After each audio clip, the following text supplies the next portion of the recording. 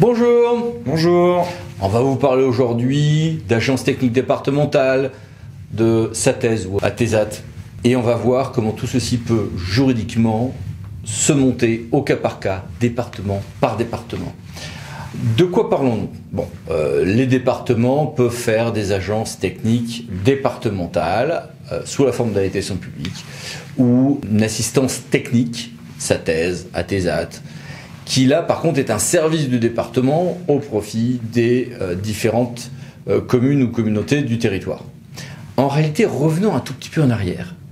Soit on fait une agence technique départementale, ATD, et dans ce cas-là, il n'y a pas de mise en concurrence. Pourquoi? Parce qu'on a fait une structure ensemble, INANS, prestation de services intégrés, comme en SPL. Soit le département aide ATESAT, SATES, les deux se disent, ça dépend des régions, les collectivités, mais dans ce cas-là, seulement certaines collectivités.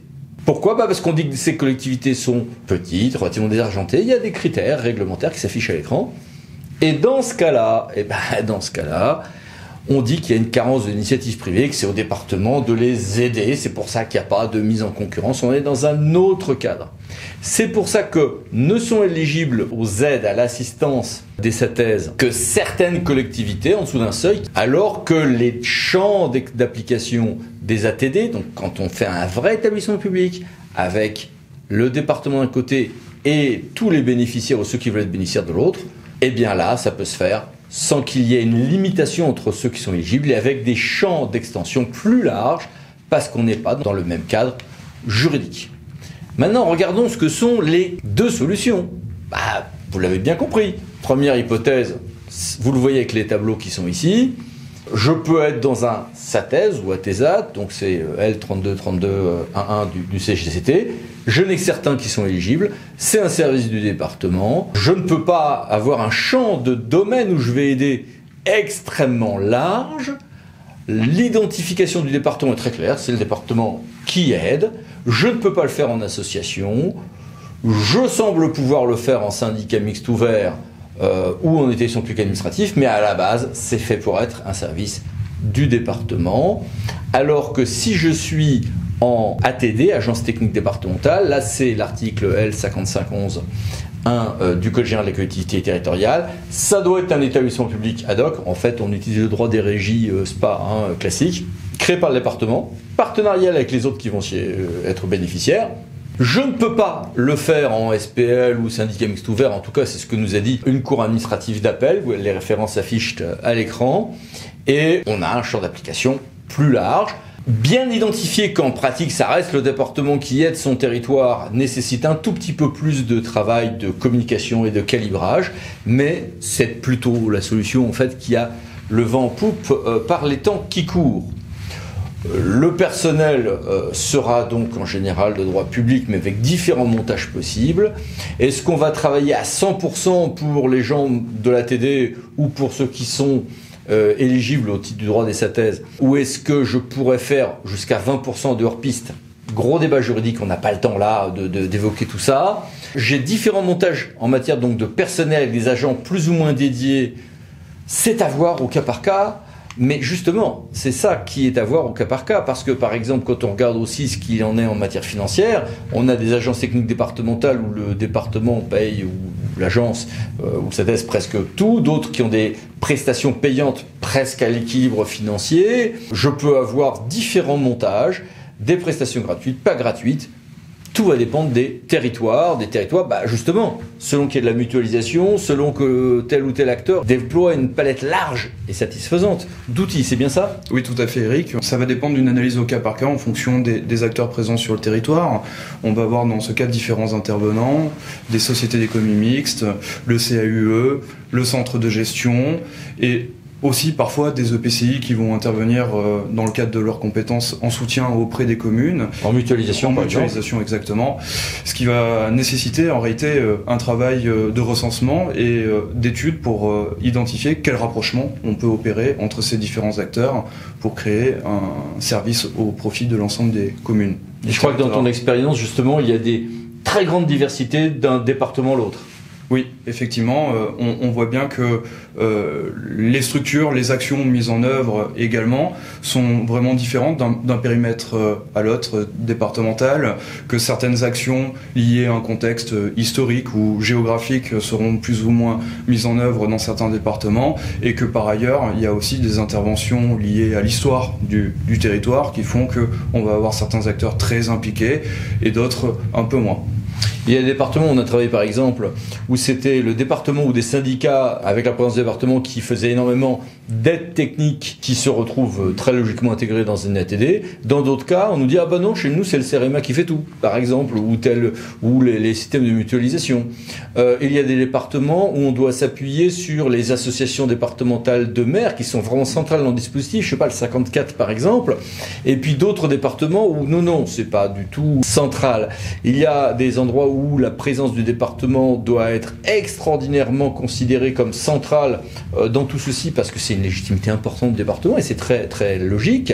Et d'autres cas où non, on est sur des choses plus partenariales, mais parce qu'aussi financièrement, ça l'est. D'ailleurs, tu évoquais les CAUE, les SPL, les SEM, etc. Quelques remarques. Parfois, on voit d'où des montages où tout ce petit monde va travailler ensemble, et c'est très très bien. Mais si c'est la SPL qui se retrouve prestataire d'une agence technique départementale, ça pose des problèmes parce que l'ATD a sa propre personnalité morale, ne peut pas être actionnaire d'une SPL, une SPL ne travaille que pour ses membres. SEM, pourquoi pas, mais souvent ça pose des problèmes de mise en concurrence et on y vient vite. Donc ne sous-estimez pas les solutions consistant parfois entre acteurs publics à faire différents outils de partage et de coopération, de mutualisation, ou entre acteurs privés, les solutions qui peuvent être des GIE ou des groupements d'employeurs. Il arrive que l'on ait parfois, par exemple, des plateformes qui posent des questions et qui réorientent entre l'ATD, l'association des maires, le CAUE ou autre, où on a des cas précis. Et dans les cas où, en revanche, il y a un risque de requalification en prestation de services assujettis à mise en concurrence, problème parfois aussi de monopole de certaines professions, dont la profession d'avocat, la nôtre, eh bien là, il y a des précautions à avoir à l'esprit. Souvent, la question se pose, tu l'as eu, je crois, c'est l'intégration ou pas des CAUE. Bah oui, sauf que les CAUE, ils doivent être associatifs, c'est obligatoire. Alors certains m'ont dit, bon, pas grave, il y aura plus de CAUE, on va faire des prestations intégrées. Bon. Il y a dans certains cas la possibilité de faire un groupement d'employeurs, oui, mais pas mariant les agents privés du CAUE avec les agents publics qui seront ceux d'une agence technique départementale ou a fortiori d'un SATES. On pourrait envisager dans certains cas des montages avec un GIP entre l'agence technique départementale et le CAUE, voire d'autres associations ou établissements publics. On peut penser au centre de gestion, on peut penser à l'association des maires en plus du CAUE. Mais attention, ça se monte avec beaucoup de prudence, mais ça peut permettre effectivement, par le régime de mise à disposition de personnel de droit privé vers le GIP, d'avoir des équipes à peu près unitaires. Mais avec beaucoup de précautions, c'est très important. Et puis je crois que tu as aussi des éléments à nous dire sur la gouvernance. Oui, effectivement, la réalité c'est que dans le cadre de ces établissements qui vont constituer des ATD, on va pouvoir former une gouvernance sur mesure en fonction des besoins du territoire et notamment des questions de représentativité des acteurs qui portent cette assistance auprès des communes. Mais le département doit être majoritaire. Exactement. Voilà. Ce qui fait que pour le département, on aura une image qui est assumée dans le cadre de ces interventions. Mais entre l'AG, conseil d'administration et autres, tu as pas mal de marge de manœuvre, je crois, c'est ça? Oui, c'est très modulable. C'est assez modulable, même si on s'inspire, comme tu l'as évoqué, du modèle de régie personnalisée, on a quand même une marge, une souplesse qui nous permet de définir à la carte, en réalité, la structure qu'on veut retenir selon nos besoins. Et quand c'était conseil justement pour accoucher du consensus en ce domaine, pour que les gens autour d'une table se mettent d'accord? Je crois que l'idéal, c'est d'associer dès le départ un maximum d'interlocuteurs, y compris parmi les tiers, et ne pas rester focalisé sur ceux qui portent aujourd'hui un service ou qui ont intérêt demain à porter service au sein du département, mais justement de l'ouvrir à l'ensemble de ces interlocuteurs. Déjà avec des scénarios ou dans une phase uniquement d'écoute dans un premier temps? Peut-être déjà dans une phase d'écoute et de faire remonter aussi quels sont les besoins pour éviter peut-être des doublons et surtout pour pouvoir répondre à la réalité des éléments évoqués par les territoires. Et dans un second temps, il me semble effectivement nécessaire peut-être de proposer des scénarios de constitution et de savoir si, in fine, ne serait pas recherché par l'un ou un autre des acteurs un rapprochement plus resserré avec les services d'une agence technique départementale, par exemple. Je crois que tu as travaillé récemment sur des départements où d'ailleurs les demandes venaient beaucoup plus des villes que ce qu'on croyait et dans des domaines qui n'étaient pas exactement anticipés. Exactement, tout à fait, oui. Et puis aussi, il peut arriver parfois qu'on veuille donner d'autres outils, par exemple combiner ceci avec une centrale d'achat qui peut être tout à fait portée par l'ATD, alors que ça ne sera pas une mission d'un SATES. Du coup, quelles sont tes conclusions opérationnelles là-dessus ? Je dirais qu'il faut d'abord effectivement être à l'écoute du territoire, identifier quels sont les réels besoins des communes. On voit bien qu'avec l'actualité, on a un certain nombre de thématiques qui sont apparues sur les territoires. Et dans ce cas, de surtout chercher à introduire de la complémentarité par rapport à des offres qui sont déjà proposées, tout en permettant finalement de créer une sorte de mutualisation pour rendre finalement cette action plus efficiente au service des communes. Et je me permets d'insister sur un autre aspect, c'est la montée en charge progressive, pour deux raisons. La première, c'est que très souvent les gens sont très enthousiastes en se disant moi ça me plaît bien, mais c'est le département qui paye. Non, le département va vouloir assez vite qu'on glisse vers des prestations payantes, notamment dans les domaines où ça va toujours être sinon les mêmes qui utiliseront le service payé par tout le monde. Donc il arrive que très souvent il y ait une montée en charge progressive pour identifier ce qui est entre guillemets le package gratuit, le package où il y a une participation et les éléments pour lesquels il y a une vraie facturation.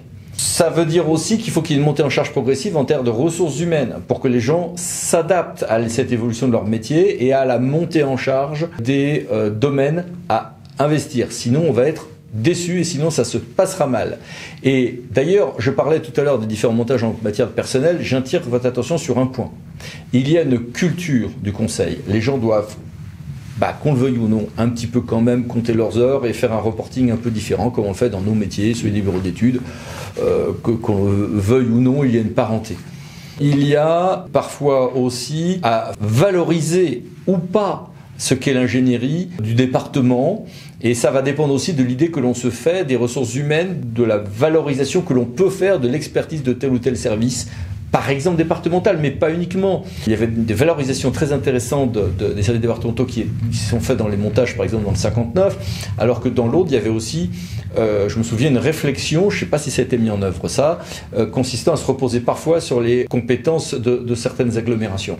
Donc c'est vraiment à voir au cas par cas, mais ce que j'ai vu échouer parfois comme modèle, c'est des modèles où on se dit que c'est les services départementaux qui feront des vacations, ça pose des problèmes de hiérarchisation des priorités, d'identification de qui fait quoi, et donc de déresponsabilisation et en général d'insuffisance du résultat pour l'utilisateur, le bénéficiaire, client final. D'ailleurs, à ce titre, attention à ce démontage où on envisage d'optimiser les activités accessoires des agents départementaux vers l'ATD, qui peuvent être, dans un certain nombre de cas, source de grandes difficultés, y compris, bien évidemment, juridiques. Je pense qu'on a fait un peu le tour. Je crois. À bientôt. Merci, au revoir. Merci, au revoir.